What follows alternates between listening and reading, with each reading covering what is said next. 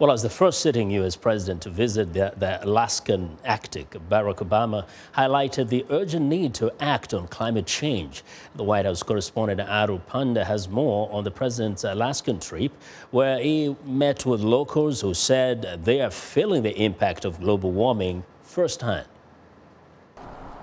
Talking about global warming was not enough. President Obama had to see it for himself. This glacier's lost about a mile and a half over the last couple hundred years, but the pace of the reductions of the glacier are accelerating rapidly each and every year. With Tuesday's hike to Alaska's Exit Glacier and boat ride through the Kenai Fjords National Park, the U.S. leader honed his message on the need to urgently act on climate change. Sam Adams is with the World Resources Institute. The impacts that are happening, not in some distant future related to climate change, but they're happening right now and have been for some time.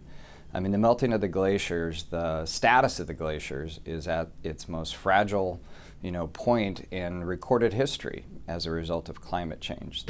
On the final leg of his three-day trip, President Obama traveled to remote fishing villages that are losing land and their livelihood to rising sea levels and coastal erosion. While meeting with fishermen in the town of Dillingham Wednesday, Obama noted the need to preserve their way of life amid environmental threats. But it also represents one of the most important natural resources that the United States has. This is one of the reasons why we have shut off oil and gas exploration in this region.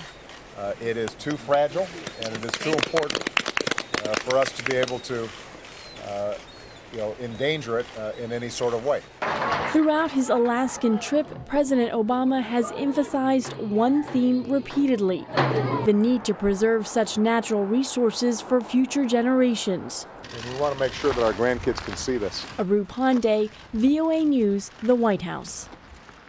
We want to know what you think about Africa 54 and the stories we covered during the conversation on Facebook. The address is Africa 54. Check out our headlines 24/7 on voaafrica.com. And I want to hear from you, so find me on Twitter at VOA Vince McCory.